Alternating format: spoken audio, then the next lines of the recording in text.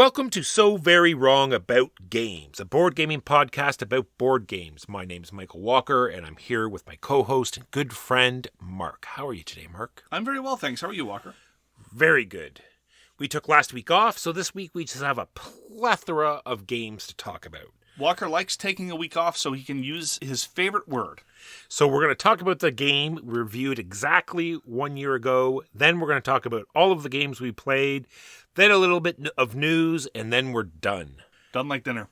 Mark, what game did we review exactly 1 year ago? We reviewed Race to the Raft. This is from the City of Games and designed by Frank West. This is another game in the now somewhat substantial series of Isle of Cats. We're using a lot of the same artwork and setting. I mean, there's a strangely narrative-full experience when you're talking about Isle of Cats.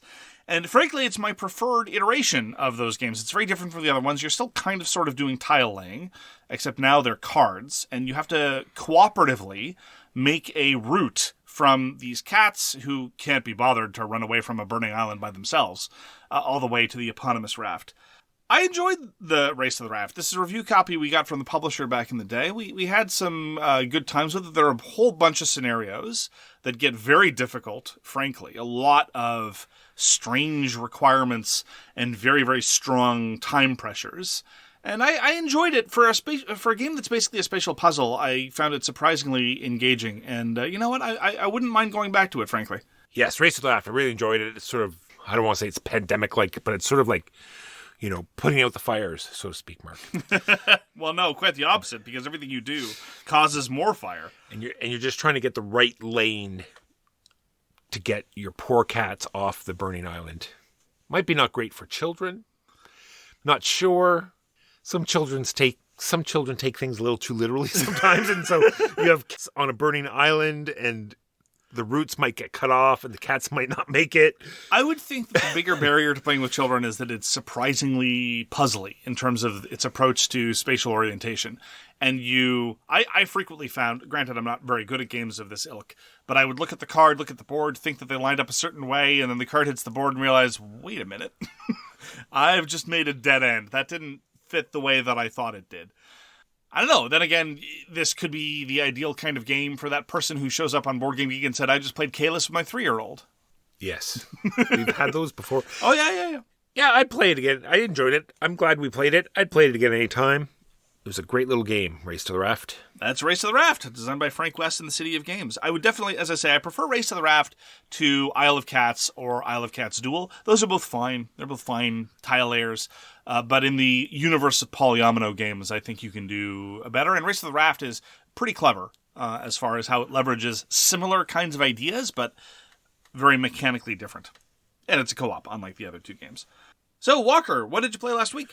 Mark, we got to play Knarr, and I'm just reminded about what a complete package, very much like Harmonies, except that with Knarr, it's even faster to set up, even faster to teach.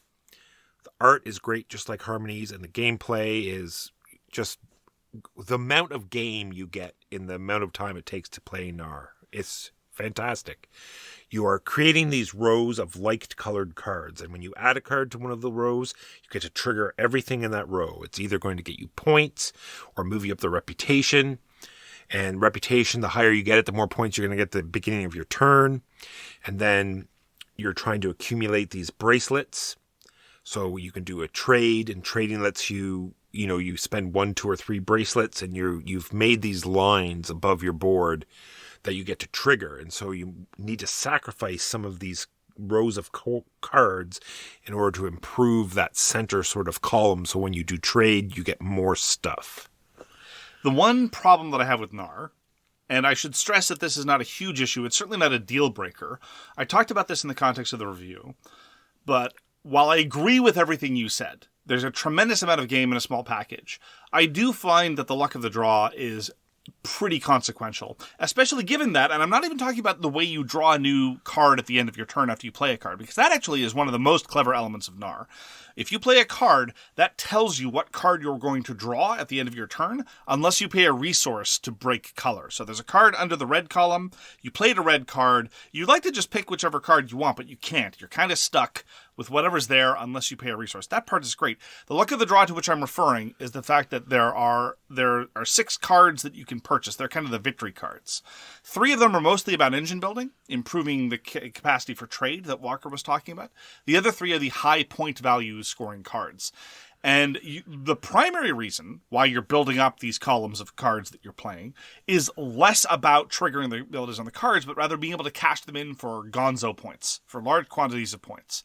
Well, if you happen to be drawing into a strong red column or a strong purple column, and then that high value card that wants a lot of red cards or a lot of purple cards comes up, and somebody else takes that, or if that card never comes up, that can be very, very determinative in terms of who wins Knarr. So as far as the competitive experience goes, I can't take it too seriously. I find that the card throughput is sufficiently light, the deck is sufficiently thick, and the timing sufficiently arbitrary that I find that all too often I think success or failure is determined by when those things come up. But all of that having been said, the play experience is wonderful. There are still trade-offs involved, even when victory or the victory or loss might be determined by that card ordering. Knarr is absolutely a winner. It's visually delightful. Great to get to the table again. Knarr is a great joy. Knarr is designed by Thomas Dupont and put out by Bombyx.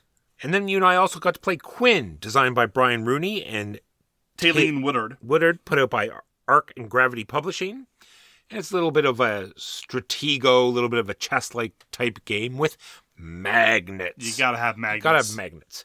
So you have these what are they called? What are the iPhone things that you put in your earbuds? ear? They do look like earbuds with legs. You have these earbuds that have a magnet on the bottom, so they're very long, and they stand up on the board, and they sort of point towards you in this like alien plant-like way. And they'll have I think they look kind of elegant and classy. They do. It is somewhat of a strange design. They do, and this is not negative. Okay. And so only you can see your pieces, and they have symbols on them, and they all have to do with light, either reflecting light or projecting light or the void from which light cannot escape, or transferring light. And you're trying to get your main light source to the center of the board, and you do this by doing like some sort of stratego moves. Unlike Stratego, where pieces can only move one space, these pieces can move different numbers of spaces. And you can sort of figure out what a person's piece is if they sort of break the traditional one space and move 7. And then you know that is a particular piece. Yeah, if they move 7, you know exactly what it is. But a move of 2 is reasonably safe. A fair number of pieces can move 2 spaces. You're giving up very little information. If you're moving 3 spaces, you're giving up a lot more information, and so on and so forth.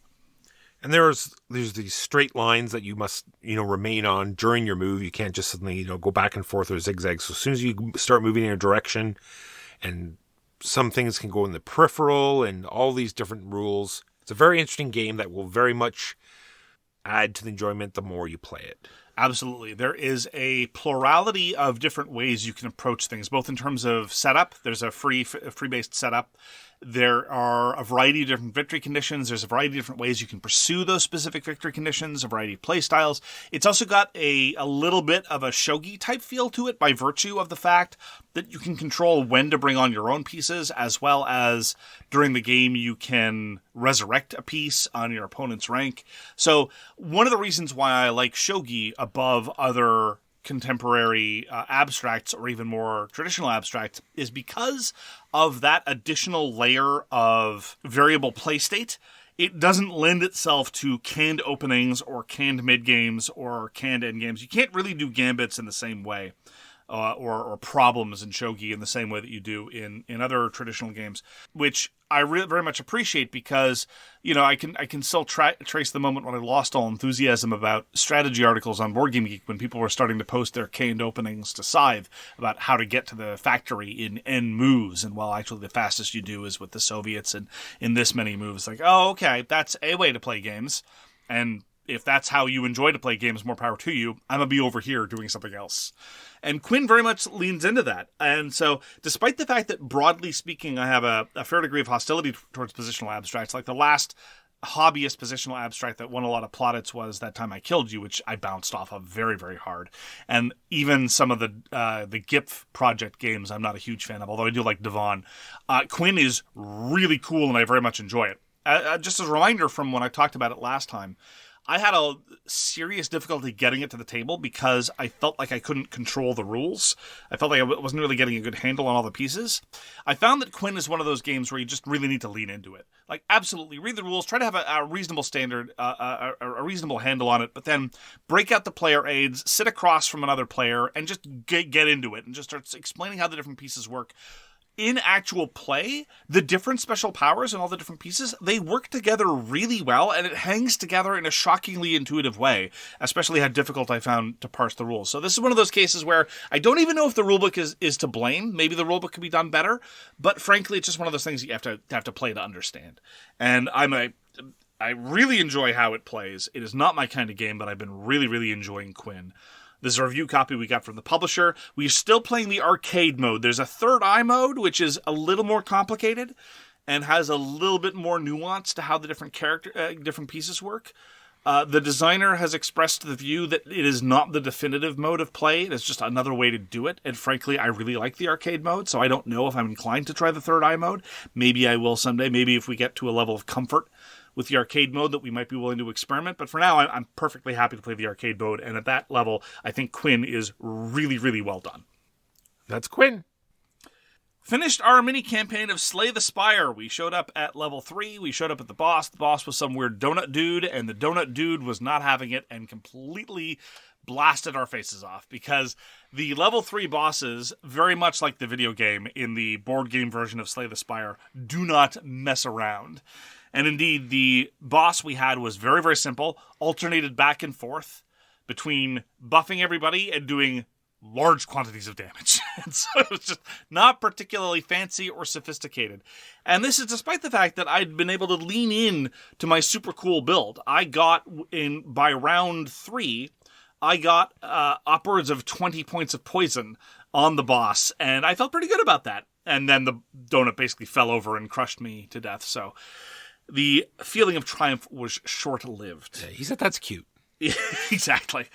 As a brief reminder, we had one player who wasn't present for Chapter 2, and we expected that it would be easy to bring them back in for Chapter 3, and sure enough it was. We just gave them a whole bunch of card rewards. We remembered some of the high points of the rewards, like we remembered that there was an event that disgorged 7 gold to everybody, so we gave them 7 gold on top of that. And it worked out really well. And again, with the profusion of campaign games that exist, I like it when, number 1, an individual session is relatively brief. Number 2, the overall campaign doesn't stretch too far out into infinity. And number 3, if it is easier for players to come in and come out, to jump in and out of a given campaign.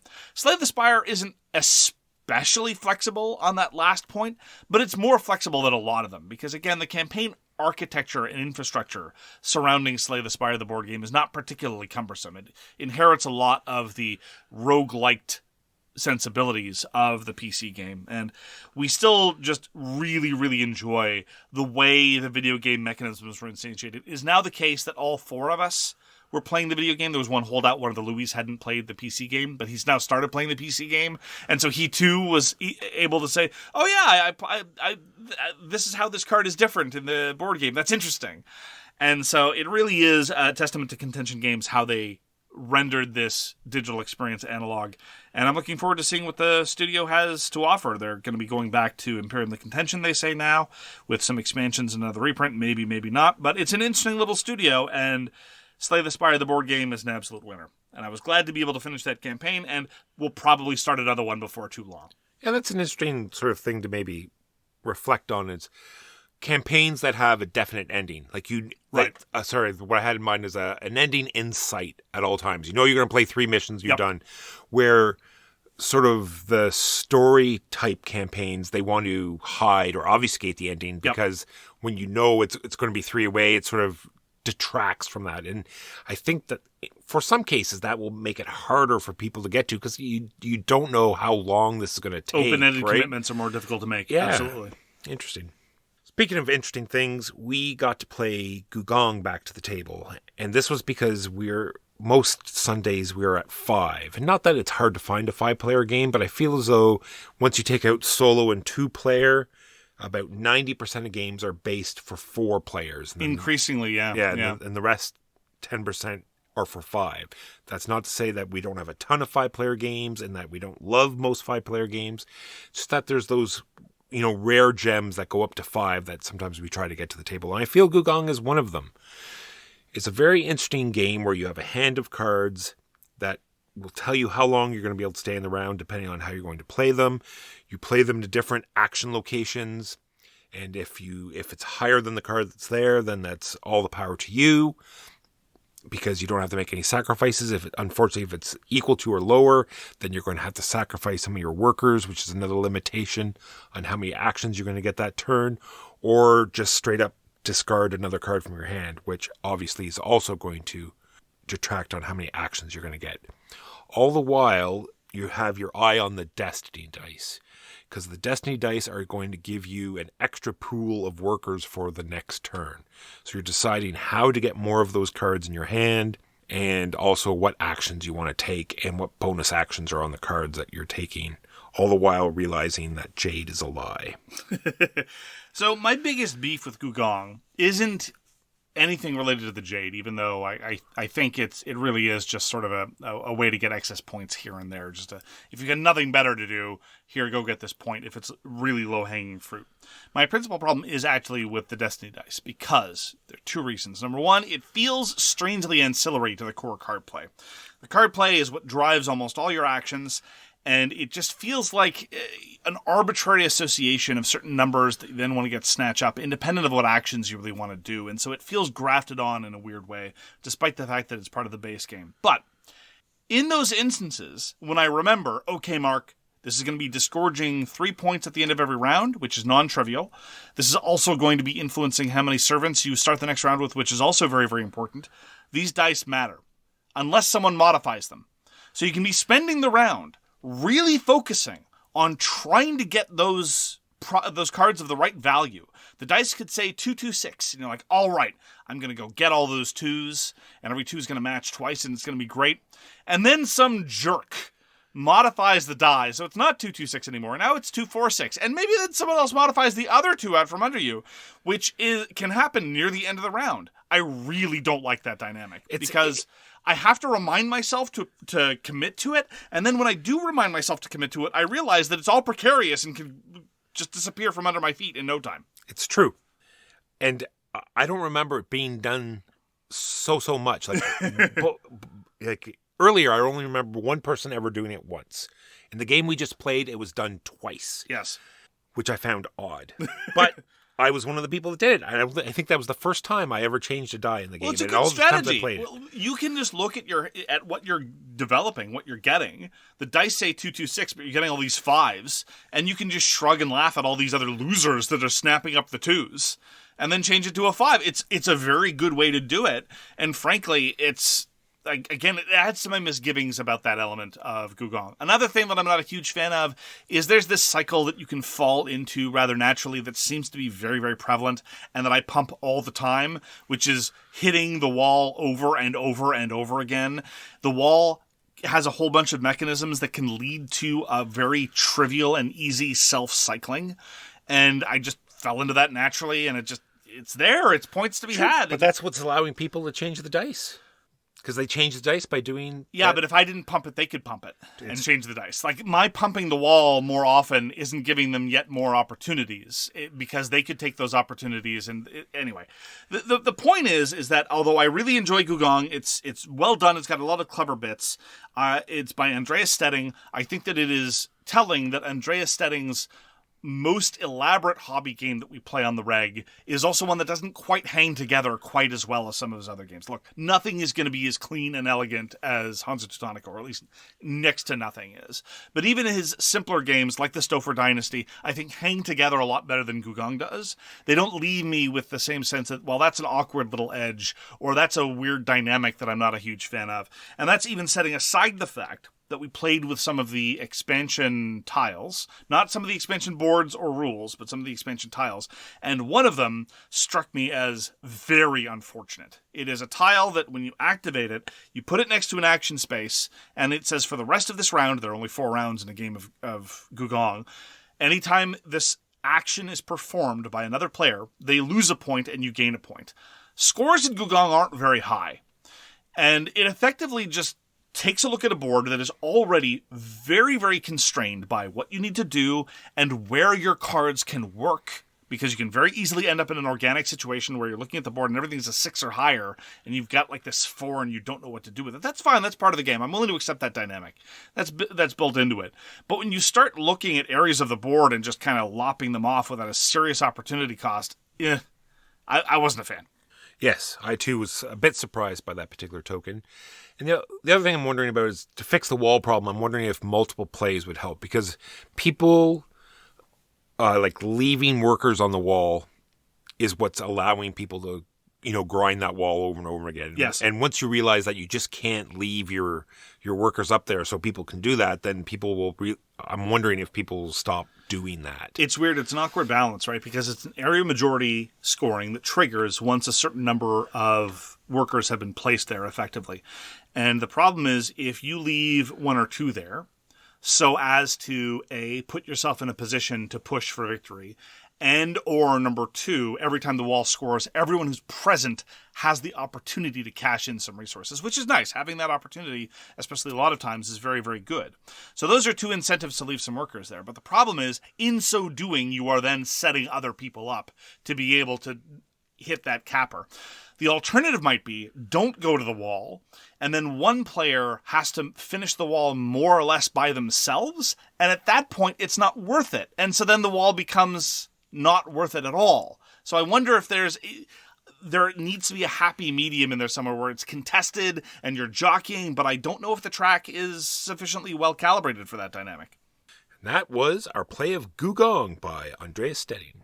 Played another game of Skull. I was very eager to play Skull without Walker. Here's why. Number 1, Walker is an individual. And number 2, the way Walker plays Skull is he bids aggressively, which is fine. It's an interesting dynamic for Skull. And the fact that when you're playing a game of Skull, this is a game of bluffing and bidding. And when you're playing a bluffing game, especially where bidding is concerned, you have to play the table. This is not about playing the cards. This is about reading the table and knowing the personalities of the players involved and adapting to their play styles. That's one of its strengths. But the thing is that therefore, with different players, you're going to get a different dynamic around the table. And a round ends in Skull when someone calls a bid. Walker always calls the bid. It's what he does. It's fine. That's okay. But I was curious to see how the table works without a Walker involved. So here I am playing Skull with new people, and I looked and I realized with a horror that I was now the Walker. I was the one who was bidding too early. I was driving the tempo of the game. I didn't redound to my advantage. I overcommitted in my bids. If you make a bid in Skull and fail, you lose one of your 4 playing pieces. And if you lose your Skull, oh boy, I lost my Skull first. It wasn't a good scene. It wasn't a good scene, Walker. Someone else lost their Skull first as well. It was a strange game where early in the game, no bids could go through, and then suddenly a couple players had lost their Skulls, and now suddenly very high bids could go through very, very easily as a consequence. Anyway, Skull is a marvelously simple game, but it is really good. It's right up there with Cockroach Poker in terms of a purity of a bluffing experience. And I love the dynamics. I love the art. There are several different versions now, and they all have really interesting sort of Art Nouveau, strange flourishes, vaguely reminiscent of biker tattoos and Day of the Dead all rolled into one. It's great. Skull's a marvelous product. Also easily proxied. If you want to give Skull a try with a deck of cards, very easy to do. If you haven't tried Skull, I recommend it a great deal. This was originally designed by Hervé and published by Asmodee in 2011. Great times, Skull. I got to play a miniature game for the first time in a very long time. I don't even know how many years. Quite a few. It's called Space Gits. It's designed by Mike Hutchinson and put out by Planet Smasher Games. You played Malediction with me a few months ago. It's true, but... Standees don't count? No, but there's like a lot of card play and... Sure. This was more of a just a straight up miniature game. Fair enough. To me, if there's analog movement, then it's a tabletop miniatures game. Gotcha. But I see what you're saying. We should play Malediction again. That was so much fun. Anyway, yeah, Space Gits. Space Gits. And it puts a dexterity element into a miniature game. Not only stacking the dice, but where and how you roll the dice as well. So when you go to shoot, you're going to grab a number of dice based on the weapon, and you're going to roll them on the table, and then you're going to draw lines from where the dice landed from the miniature that's shooting. and anything that's within the range of the gun is going to get hit. So you're trying to roll the dice behind the target that you're trying to hit, and I don't know if this is going to lead to weirdness with some people or not. I don't know, like people that would just drop the dice and they, flop behind the miniature, or, when games lead open to this ambiguity, it just gets to me. It's just the way I am. I definitely agree with you that Space Gits could be played in bad faith. I don't know that anybody who's willing to play Space Gits would necessarily have that kind of mindset, because one thing that you did not get to appreciate not having read the rules is that the rulebook really definitely sets a vibe, which is very much appropriate, which is one of chaos, of madcap nonsense. So, for example, the section on pre-measuring says, you're free to pre-measure at any time. It will not help you. Which is, I think, accurate and telling. No, it's true, because movement is also crazy. Movement, you also grab 3 dice and you roll those 3 dice, and then you have to use all 3 of them, and you move a number of inches that is rolled on the die. So you draw straight towards the die. Towards the die. You're stumbling around madly. Straight line from that figure towards that die, that number of spaces, and you're trying to pick up these things. So you're these inebriated figures roaming around trying to pick up these assets on the table while at the same time blasting away at your enemies. It is a great game. I had relatively high hopes for Space Gits, despite the fact that it's got a lot of the superficial aspects of a novelty. It is designed by Mike Hutchinson. Mike Hutchinson is the same designer as Gaslands. It has the same rule of carnage that Gaslands does, and I think this really informs a lot of Mike Hutchinson's design philosophy. I love miniatures games. I'll try almost any miniatures game, but the problem is a lot of miniatures games, you pick these units, you do your army building, you pick the units, and then naturally, for me and a lot of other people, the conservatism sets in. It's like, okay, I'll move from cover to cover, I'll go do the thing. And then you end up taking a whole bunch of low odds shots from relatively safe vantage points, taking pot shots at somebody else from relatively low vantage points. That's fine, and I'm willing to do that. And that's okay.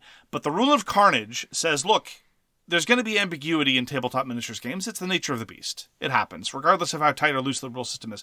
Whenever there's a rule ambiguity, err on the side of whatever results in most carnage. So it's like, oh, did that clip the corner of the building? Yes, it did. Did that shot hit that exploding barrel? It did. It really did. And on top of that, just mechanistically and mechanically, Mike Hutchinson games produce interesting and cool set pieces. So in the context of Space Gits, Walker had one of my characters reasonably cornered, heavily damaged, and the way damage is tracked in Space Gits is you start stacking dice next to the unit, and if that tower ever falls, they get knocked over, and they're usually basically out of the game. There's ways to bring them back, but it's hard, because again, inebriated fools stumbling around like they don't know where they are or where they're going. And Walker, I thought I was done for. He takes out his pistol, he rolls the dice, and sure enough, 2 shots miss my character, who's very, very close by, and then 1 shot hit the exploding barrel that Walker's shooter was standing right next to. The explosion hits Walker's figure about 17 times in the face. Walker's figure falls over.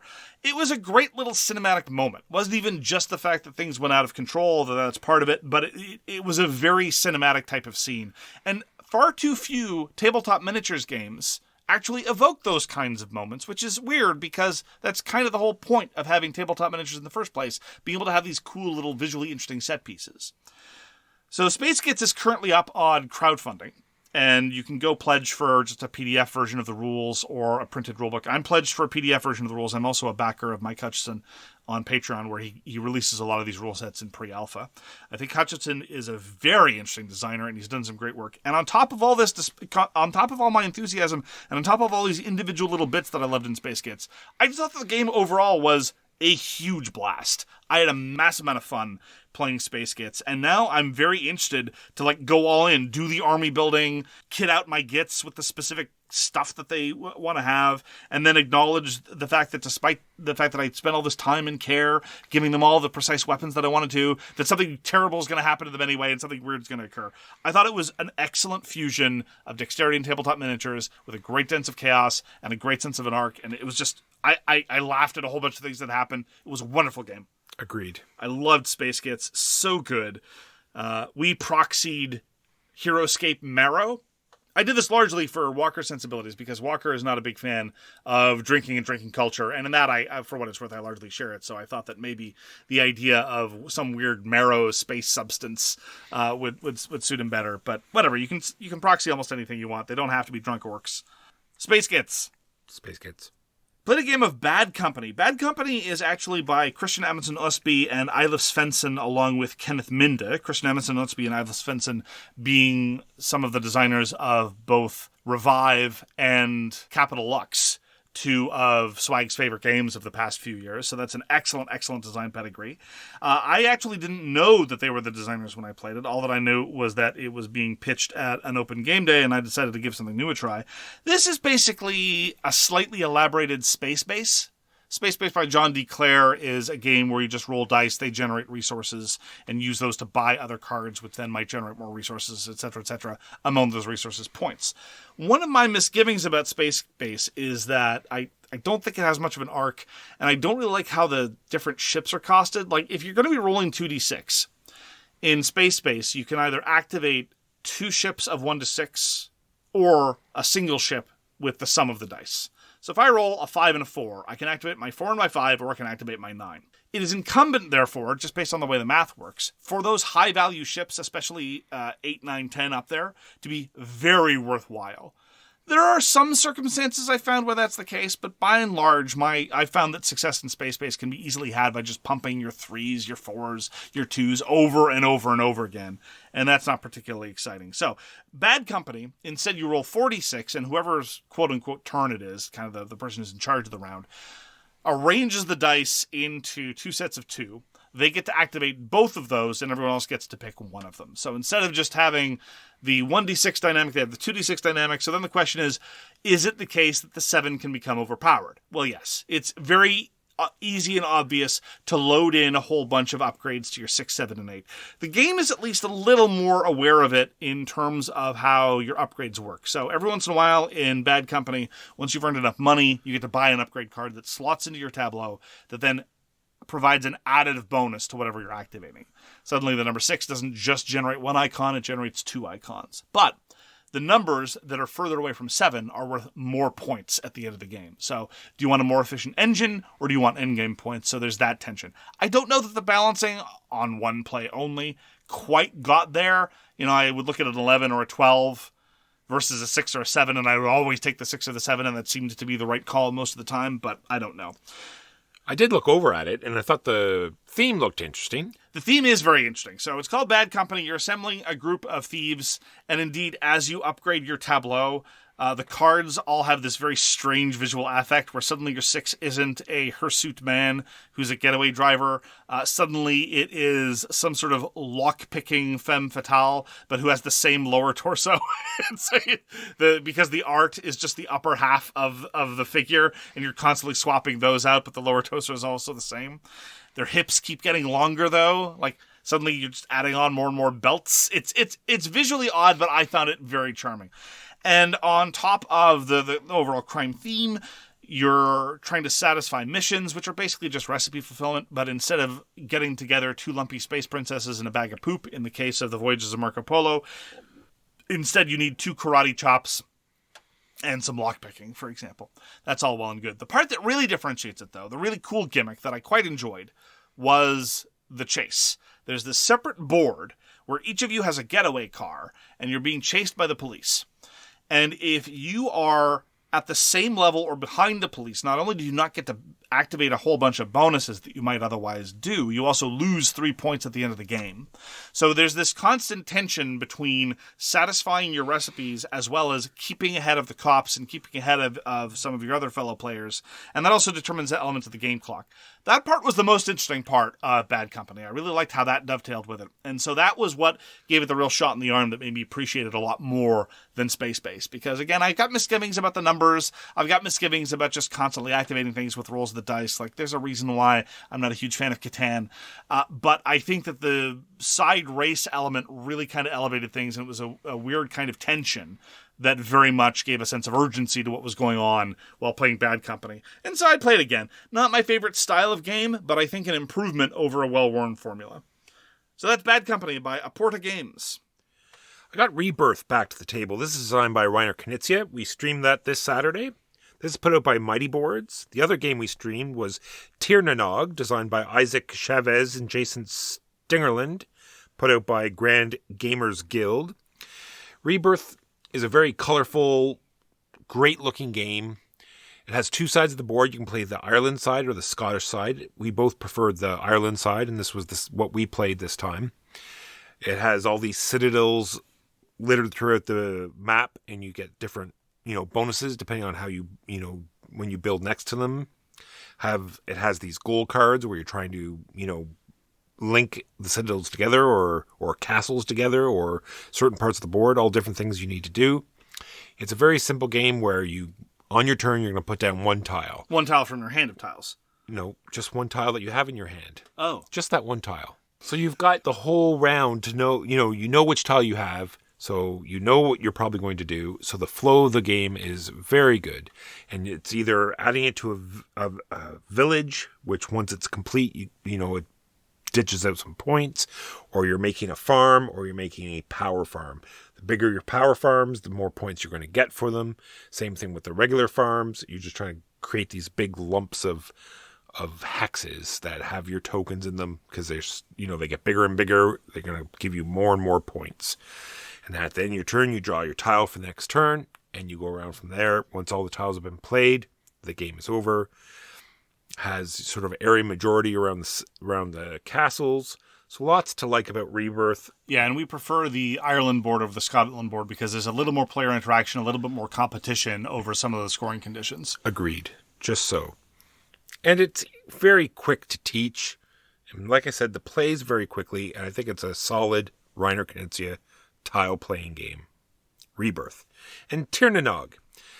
I've talked about how much I wanted to try Tir na Nog. It was much different than I thought it was going to be. I thought it was a more complicated sort of card game, but it's very much just sort of like a set collection. You are drafting cards from a center area, and you're filling in these 3 rows of cards, and they always have to go from left to right. And then you have these scoring cards that are put out at the beginning. It's going to tell you what you need to put in the first row, in the second row, in the third row in order to score points. Certain color combinations, certain number arrangements. It's different every game. Giant deck, 3 different ones every time. I think it goes a little bit long because you're going to put 15 cards in your tableau and you're only going to be drafting 3 a round. So it's 5 rounds of this drafting. Maybe a little bit long, but still very solid, very interesting. Trying to puzzle out because you should watch the stream because it's kind of funny. We started off, Warm Boy was teaching, and I'm not shading him. I'm just saying I'm just saying it was kind of funny. It's like we start to I'm ready. We start to draft the cards and he senses there's something wrong. You draft a card and you put it in your tableau. And he's like, that doesn't seem quite right. Let me just 1 second. Sure enough, you also have a hand of cards. So you draft the card and you put it into your hand, and then you may pick one of the cards that is in your hand and then play that. So yeah, that opens up a little bit more options. Let's quickly start again. So we started again. Sure. And there is a crowdfunding that is now fulfilling for this. I think you can still get in on it. It's, yet another expansion. I'm sure that, more goals, different cards. And not only is it, numbers that you're trying to match and colors you're trying to match, there's a lot of special abilities on the card as well that do all sorts of interesting triggering, like when you play them or when they score or when they do different things. Art's interesting. Lots to like about Tir na Nog. Definitely would play it again. Somewhat similarly, I played Let's Go to Japan. I find the punctuation in this somewhat strange. Now, granted, I'm a big fan of the band Godspeed You, Black Emperor. So the insertion of an exclamation point in the middle of a title I'm accustomed with. But Let's Go to Japan always struck me as, number 1, a somewhat premature effort to create a branding. And perhaps number 2, one of those stealthy kind of attempts to generate enthusiasm before you drop the hammer, which seems unusual because Japan seems like a good place to go. It's like, let's go! And everyone's like, yeah! To Japan. To where? Anyway, Let's Go to Japan is also a drafting tableau builder game, except it really does lean into its theme very, very heavily, because every card that you play into your tableau is an activity that you're going to do when planning your trip to Japan, which is weird. Like, the whole theme is like you're basically doing the travel agency part, Scoring is when you actually go do the trip. Now, part of this thematic justification might exist to undercut the sting of the fact that scoring takes a very long time when playing Let's Go to Japan. You've only played on Board Game Arena, correct? Correct. Yeah. That might be a good place to do it, because the scoring is no joke. This is one of those tableau builders where there's a lot of nested conditionals. This card scores if you've got 2 of these icons earlier on in your tableau, and it'll score X points for this icon, a Y point for this other icon, and then it's modified by this other thing, and it can be a bit of a deal, and scores end up being easily in the triple digits, no problem. And so the scoring part is somewhat time-consuming. It's not especially mathematically complicated. It's not nearly as bad as, say, Imperium, the civilizational deck builder, but it's very much at odds with the pace of the rest of the game and how light and friendly and joyous the rest of it is. Like, oh, I want to go to an onsen. I want to go see the hot spring monkeys. I want to go see a sumo match. I want to go see a capsule vending machine. I want to go eat konbini food, etc., etc. All these things that as a child raised on anime have a great deal of appeal to me. So you're drafting all these cards, and you're socking out your daily itinerary. Every day can hold up to 3 activities, and the randomness in the game comes from not just the way the different cards come out and Let's Go to Japan, but there's this notional idea that, well, Tuesday is for shopping, Wednesday's for culture. It's like, all right. Okay. Sure, fine, whatever. It's just a conceit to time various bonuses and give you a certain pressure to play cards in certain slots. The drafting's fine. The card play's fine. The cards are charming. If it were substantially faster, I think I'd have more to recommend it, because I do like seeing the different areas, and I do like reading the little flavor text and everything, but it's just the scoring is a little bit too convoluted for the depth of and quality of decision-making that you're doing, and all told, it's not nearly as brisk as it needs to be, but it really does sell the theme very well. I think this is a good example of what you can do with a relatively bog-standard set of scoring mechanisms and drafting elements, but if you really want to lean into a setting and really want to give it some flavor, I think Let's Go to Japan is a good example of how to do that. On a side note of Board Game Arena, I played a game of Keyflower with a bunch of listeners. And what Keyflower on Board Game Arena does not have is an undo button. Yes. So it was, oh, you wanted to bid on that tile? No, you're using it instead. Yes. And it's like, oh, you just have a moment to do your turn, and so you want to move resources around so you can upgrade a tile, so you quickly do that. It's like, oh no, it needs a specific type. You just moved resources there because you thought it was generic resources. It actually needed, a gold, not a coal. It's like, okay, well, let me just No, really not. Your turn's done now. I remember, this doesn't sound like a big deal, but I remember that Keyflower is a relatively early Board Game Arena adaptation, and the interface is fine, but not the most intuitive thing. And I remember every time I play Keyflower online, I end up doing 1 or 2 misplays as a consequence. Yeah. So on to the actual game I want to talk about, and I got to show Mark Alte, Dawn of Civilization. This is designed by Paolo Mori and Ole Steins, and put out by Ares Games, and it is a deck-building civilization game. And it does a little bit to sell that type of theme. There's not much, the tech sort of go up a little bit. You're always pretty well in this sort of medieval area, though there's no sort of computers to tanks to airplanes from flinging poo. But that's a perennial tactic, Walker. It's true. And it did lean into some of the problems that I felt before, that the combat is odd.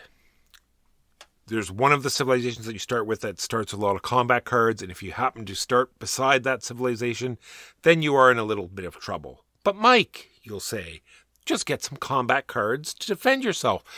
Sure, but you only have a limited number of cards, and you want to do stuff. So look, I've drawn my cards, and look, it's a bunch of combat cards. Well, I need those to defend, but then on my turn, I won't really get to do anything. Well, then you get to attack. Well, then they're going to get defensive cards, and now everyone has attack cards in their hand, and nobody's really doing anything, because everyone's had to get attack cards to defend themselves. So it seemed to fall apart a little bit that way, but I still really enjoy Alte. I really enjoy the art. I really enjoy the feel of sort of, gathering the resources and upgrading the cards and upgrading your deck and sort of sprawling out on the map. Lots to like about it. Mark, what did you think of Alte? I agree that the visual style is very compelling.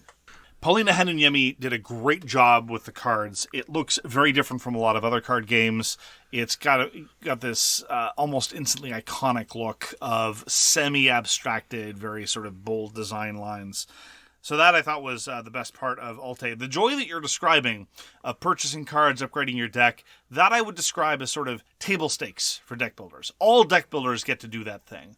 And it takes a lot of work to make a deck builder that deprives you of those simple, fundamental, basic joys. And it's one of the reasons why deck builders are such a versatile platform upon which to design games, because you're built in a certain degree of dynamism, fluidity, and upgrading. Alte has a lot of downtime. It is quite slow-moving, despite how little one gets to do with one's hand. So on top of the general difficulty you identified correctly with respect to conflict in Alte, I just never really felt like I had good decisions to make with the cards that I had in my hand. It's one of those deck builders that more or less plays itself. And this is particularly galling because if you're going to have a map and some player versus player combat on that map, again, I want to have a certain fluidity. I want there to be a certain ability to get at other players. I never had a chance to attack or be attacked by one of the players in Alte just because the way the map shook out. It's just, it's relatively static, not a whole lot of movement, and my neighbors are my neighbors, and that's that. So then my question is, so why am I bothering? Why am I doing this? What am I getting out of this that I wouldn't get out of whether it's one of the Realms games, whether it's Shards of Infinity, what have you? Am I getting an additional sense of civilizational arc or really cool card effects or management decisions that I might get in another deck builder like Imperium? No, I'm not. So we're kind of stuck in this awkward middle where it's fine quad deck builder, like many deck builders are, but it's not doing anything particularly good with the added mechanisms, nor is it justifying the amount of time and downtime and added complexity over the simpler deck builders, and doesn't get you to the satisfying card play of the more sophisticated deck builders. So I felt Alte's Dawn of Civilization felt very generic, very almost underbaked, which is weird. Normally, Paolo Mori designs don't feel that way. Same thing with Ole Steinus, for what it's worth. They're both very, very competent designers with good stables of work. I just felt that Alte was a miss. Alte, Dawn of Civilization. On the topic of deck builders, played another game of Abandon All Artichokes. This is by Emma Larkins, put up by GameRight in a charming tin a few years ago. This is the game where you have to get rid of all your artichokes, which is appropriate because artichokes are gross. Everyone knows this. It is a very, very gross vegetable. I don't understand why people like artichokes. Do you like artichokes, Walker? No. No, artichokes are gross. I used to have a friend who would sit with a whole artichoke and peel artichoke leaves off, dip them in mustard, and it was so gross. It was so gross. I mean, mustard's nice, but anyway. So Abandoned All Artichokes is a very, very simple deck building game. And in that sense, it's hard to even quibble too much with the experience. I did, however, notice that during this session of Abandoned All Artichokes, there are a certain number of vegetable cards. You don't even generate currency. You just acquire one card every turn. That's it. That's the game. That's Abandoned All Artichokes. Pick a card to buy, and then you just play your cards. The way player interaction is introduced is a number of them reveal random cards from the opponent's hand, and then either switches cards with them or whatever. I got the short end of the stick on those trades so often. It's so weird. Anyway, deck builders, I talk about this all the time, are already relatively arbitrary in terms of what cards come into your hand when. You talked about this in terms of how clustered are your defense and attack cards in Alte, same problem. But in the context of Abandoned All Artichokes, it really leans into it. So it's like someone plays a card. I reveal a random card from my hand. It's the one card I needed for my turn. Oh, okay, well, that's gone. Great. And then suddenly somebody else is able to cash in a whole bunch of artichokes off of my misfortune. And a lot of those effects really compounded. Like a lot of the effects in Abandoned All Artichokes, I think, could have been tuned a little bit more, such that rather than compounding a player's misfortune, there's some sort of compensatory element, rather than, oh, by virtue of the fact that your draw was really bad, my turn gets to be even better. Not a huge fan. This is why you hate this. It's karma, Mark. See, it's the artichoke game, and you hate artichokes, and so you therefore, much like when you but the game hates artichokes. The game itself. It's true, you're abandoning them. That's very aggressive. But the art is so charming in Abandoned. The art is cute. It's very quick to play. It's hard to take any of it too seriously. It's at least somewhat novel in that the victory condition is to draw a hand with no artichokes, so it's all about trashing, rather than trashing being an incidental part of the game. Like in Alte, there's not a whole lot of trashing, as an example. That's not even a thing I have against Alte, it's just a feature of the game. But Abandon All Artichokes is precisely about getting rid of all your artichokes. So it's cute. It's very straightforward. Relatively very easy novel, to teach, very yeah. easy. It's just not necessarily one of my favorite fillers, but I admit that it's very cute. So that's Abandon All Artichokes, Emma Larkin's Game Right 2020. Speaking of games that are cute and relatively easy to teach, and usually You would say relatively easy to cheat. No. Do I need to be paying more attention when you're I think so. Oh, wow. And the look of joy when people play them. I got to play Quacks, designed by Wolfgang Walsh, and the new one is put by CMYK. I did not get to play the new one. They've changed the name on Board Game Geek. It's no longer Quacks of Quedlinburg, Mark. It's just Quacks now. Quedlinburg's played out. Apparently. And it is straight... It's so 2022. It is straight up a push-your-luck deck builder. You're creating your bag, you're pulling out ingredients, and they're going around you're trying to fill up your cauldron, and you just don't want to draw certain things that are your bag that you start with at the beginning of the game. As soon as they all have numbers on them. All of the ingredients that you're getting, sort of the bag building, you are creating these interesting combos. So you want to buy certain ingredients, and you don't want to bust, because when you bust, you have to make the decision of, am I going to buy more ingredients for my bag to make my bag better, or am I going to score victory points this round? But bustin' makes me feel good. Anyway, bustin' a rhyme is what you meant, I'm sure. No, I meant the Ghostbusters theme, you gross man. Why you got to make things weird? Now things are awkward. So, it was interesting to have someone teach a game, which I think was their first game they ever taught. Oh, the shade of it all, Walker. So I helped them out. That was fine. Okay. Quacks, and like I said, everyone they're all new players, and just that, and that's why I enjoy board games, is watching the look on their face when they realize what's happening, how the game works, and how much fun they're having. And one guy was like, "Oh, this is just a push your luck game," and he's like drawing the tokens, and he's enjoying himself. And even though Quacks isn't 100% my thing, I'm glad people are enjoying it.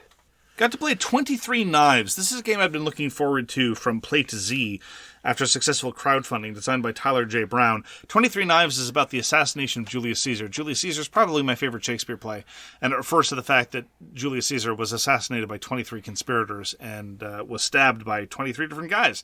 It was a whole scene. So this is a social deduction kind of tableau building, kind of sort of almost thing, where it is possible that you're either loyal to Caesar or you're a conspirator, and your loyalty might change over the course of the game.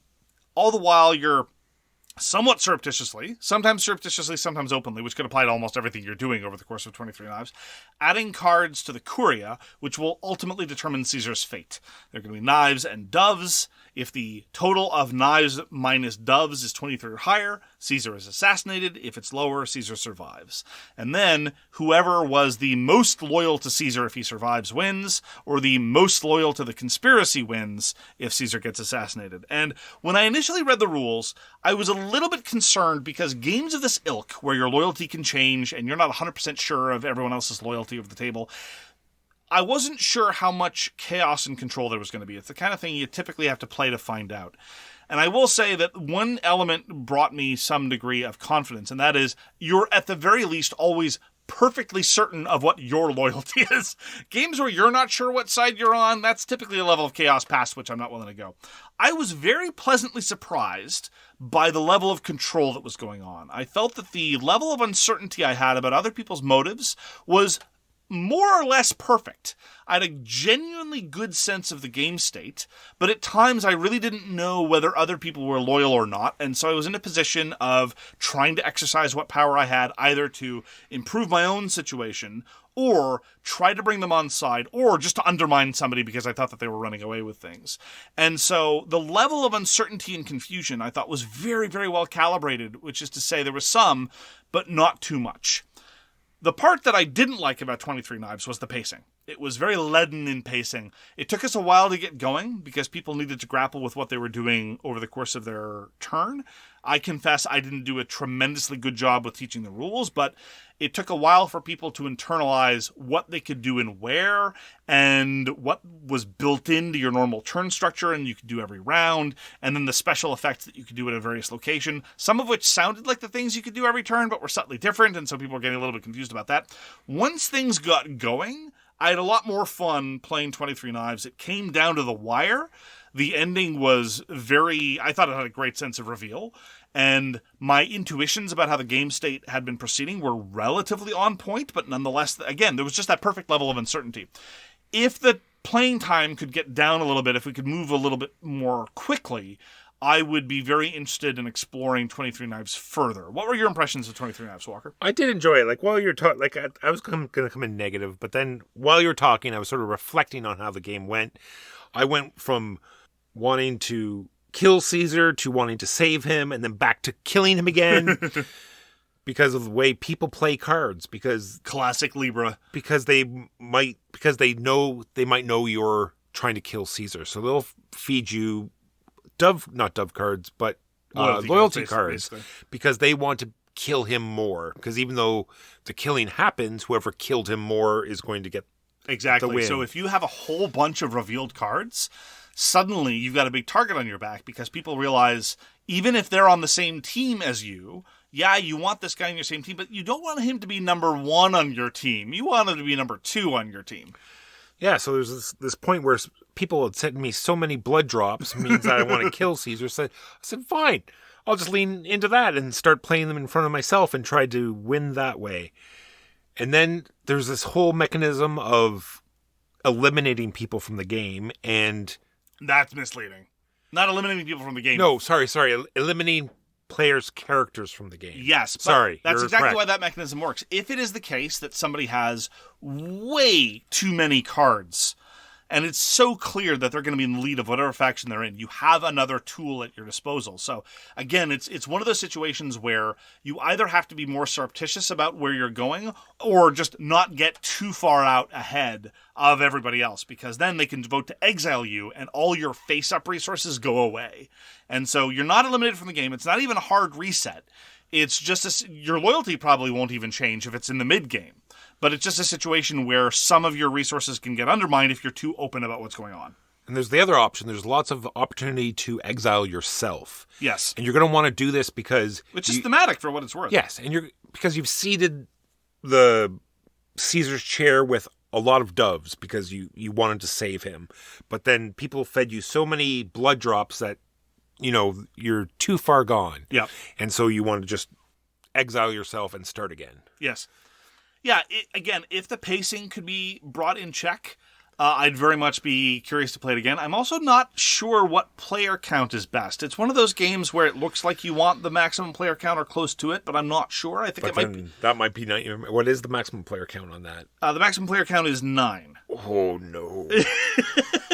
Like, we played 5 and it was 6. We played 6 and it was long. 9. Well, okay. Just for context, though, one of the reasons why it was a little long, on top of the fact that the rules explanation wasn't very good, and on top of the fact, the maximum player count is 8. Not 9. Okay. It's 8, not 9. But one of the players is not very familiar with games, and he took a long time to grapple with what was going on. It's not a particularly complicated game, but it is a hobby game, and so, there's face structures and things of that nature, and different victory conditions, and that tends to bust non-gamers' heads wide open. Fine. And finally, I'll point out that one of the ways the game can be accelerated is at the end of every round you vote on a law, and some of them cause the game to accelerate faster. Those did not tend to get voted on. In point of fact, we voted on adopting the leap year in the Julian calendar, which prolonged the game by an additional round entirely. So there are a whole bunch of things that added together to make it longer than it was. This is one of the reasons why I'm so curious. Can you get that same level of uncertainty? Can you get that same level of dynamism and control in a quicker playtime? The answer may well be no. Like, who knows? Maybe this game was a fluke, and normally the game doesn't have that level of control and uncertainty. It's either too uncertain or too controlled. Difficult to tell. But suffice to say, I'm cautiously optimistic about future experiences with 23 Knives. 22 knives. They failed. It's true they did. It was so close. Lastly, from me, I got to show Mark a game called Ghost Blitz Spooky Doo. This is designed by Jacques Zemet and put out by Zog Verlag, much like all the other Ghost Blitz games. And the hook on this is that there's a giant fez hat. Giant's a strong word. It's a small plastic cup. In the in-universe? Oh, it's to scale. Everything's to scale. If it's to scale, it's very then large. it's a giant hat. Exactly. That's what I said. Okay, you're right. And so this fez hat's going to cover one of the pieces. They've removed the chair. I liked the chair. And they've removed the book. Instead, we have the red fez hat. And what this does is that I can hardly remember what it does. Okay. If you draw a card and it refers to the red fez hat... No, back up. All right. So for those of you that don't remember how Ghost Blitz works, it's a real-time game where you reveal a card, and then the first person to snatch the appropriate object gets the point. If you snatch the wrong one, you lose a point and possibly give it to somebody who's going to actually win the round. And in base Ghost Blitz, everything has got a shape and a color. And if the thing is precisely represented on a card, that's the object. If nothing is precisely represented on a card, then by process of elimination, you have to grab the thing whose neither whose shape or whose color is represented on the card. So if the white ghost is on a card, you grab the white ghost. The white ghost is on a card. There you go. But if it's like a green ghost next to a blue rat, well, then you have to figure out, it's like, okay, so it's not the rat, it's not the ghost, it's not the blue thing, it's not the green thing. Aha! It's the leftover thing. That alone already is enough. And what's great is that it confuses everyone of all ages equally. It doesn't matter whether you're 5 or 50. It's still like, so it's a card, like it's the most complicated thing you ever have to do. Then there's the hat. I think I'm the only person who internalized how the hat worked. I don't know. Well. I don't mean to. Well, okay. So the hat's going to cover one of the objects. Suddenly, if the card refers to the hat precisely, you don't grab the hat. Already, this is busting people's heads wide open, because normally it's like, it's on the card. It's right there. I'm supposed to grab the thing. No. What you do is you shout out the name of the thing that it is covering. So if red hat is covering mouse, and the card indicates red hat, you say mouse, even though mouse may or may not be on the card at all, or have anything to do with the card. This is desperately counterintuitive. On the other hand, if the card accurately represents mouse, you then grab the hat, even though nothing may or may not be represented on the hat with the card. And so the number of times while playing where someone got it right or wrong, and that's but mouse wasn't anywhere on the card. Why are you grabbing the hat? It's like, well, if the card represents not hat, you hat. If card represents hat, you shout. Have I lost you yet? So yes, yet another degree of chaos into Ghost Blitz. I loved it. I loved it too. There were misgivings at the beginning. I think in part because it's easy to remember the confusion of Ghost Blitz. It's hard to forget how fun it is, even while you're being... Like, the confusion is part of the fun. If it was too simple, it wouldn't be much of a game. It would just be a question of race, pure hand speed. Yeah. And hand speed matters, but it's not the only thing that matters. I remember one person who sadly had to move away from Kingston. He was the best Ghost Blitz player I ever saw, and he was not particularly fast. The card would hit the table, he would lock eyes with you after glancing at the card for just half a second, and his hand would slowly and inexorably move to the correct piece, but he was always faster than everybody else. It was wild. Anyway, I love all versions of Ghost Blitz that I've tried. Spooky Doo is not, I don't think, your first Ghost Blitz experience. Yeah, but no, yeah. It is an interesting variation. Jacques Zemet just has this gift for wacky light games. All the Ghost Blitz versions he's done, as well as Cockroach Poker. Jacques Zemet is a great filler designer. So those are the games we played this week. Now, a quick break to pay some bills. And we're back. And we're going to close things out with the news and why it doesn't matter. Aaron West of Elzra, that of Catacombs and other games, is going to have a new crowdfunding. We'll see. After, some more tariff news, whether or not there's still board games and crowdfunding. But anyway, long story short, it's going to be a new starter set for the 3rd edition of Catacombs called Catacombs Alpha. And I believe this is going to fix all of the problems that I have with Catacombs. Well, one can hope. It's going to make it easier to get to the table. It's supposed to make things, funnel things down, tell you this is what you do. You get, put these pieces on the table and you're starting. It's supposed to simplify the setup and how you start Catacombs. So that will be fantastic. Very much looking forward to Catacombs Alpha. Okay, so on the topic of tariffs and stuff, we could spend hours, literally, talking over all the news and publisher announcements and commentaries with respect to this new tariff situation. I mean, I just want to hit some of the highlights. So Jamie Stegmaier of Stonemaier Games is suing the American administration over the tariff policy. He's getting a whole bunch of partners together. There is a whole bunch of legal wrangling with respect to whether the tariffs were properly implemented, whether the executive even has that power. I can opine, that's neither here nor there, but suffice to say there's legal action even within the board gaming hobby. CMON is apparently calling it a day and saying they're not going to be doing anything else. They claim that they're going to be fulfilling their existing responsibilities, but after some disappointing earnings reports, some allegedly dodgy financials, and some allegedly dodgy licensing arrangements, they had a very, very rough earnings report, and they say the tariffs are the nail in the coffin, so they're not going to be doing any more projects, at least until they fulfill all their outstanding obligations. And of course, as we know in board gaming, a promise that you're going to fulfill all your outstanding crowdfunding obligations, well, that and 86 cents will get you a Snickers bar at Dollarama, so we'll see how far that goes. There's just increasing panic everywhere, but the one that I really want to emphasize and talk a little bit about is how River is shuttering Greater Than Games. Almost everyone's been laid off at Greater Than Games. They've abandoned future product lines. They say they're going to be selling existing stock, but past that, they've got no intention in the near term to be doing much of anything. This obviously impacts the future of Sentinels of the Multiverse, which we never got on the new printing of Sentinels of the Multiverse, but we're going to stick with what we affectionately call the monolith of all of the second edition content of Sentinels. We never did really to the third edition, but also Spirit Island. So I do have a direct quote from Eric Royce. Eric, the designer of Spirit Island, and full disclosure, a personal friend of mine. He's got a statement on his website about how he's gutted, but he is, and I quote, optimistic about the long-term future of Spirit Island, end quote. So there is reason to hope that this is not going to be the end of that, because I can tell you that there was a lot more planned for Spirit Island, a lot more content to be had there.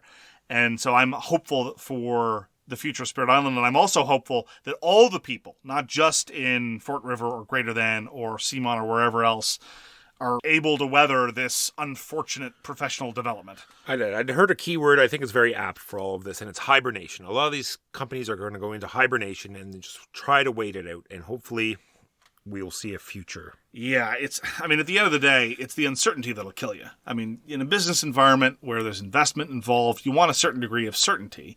You want a certain degree of predictability. And it doesn't matter whether you're the CEO of the money group that owns Asmodee, or if you're an individual making crowdfunding pledges. This uncertainty is hurting everyone.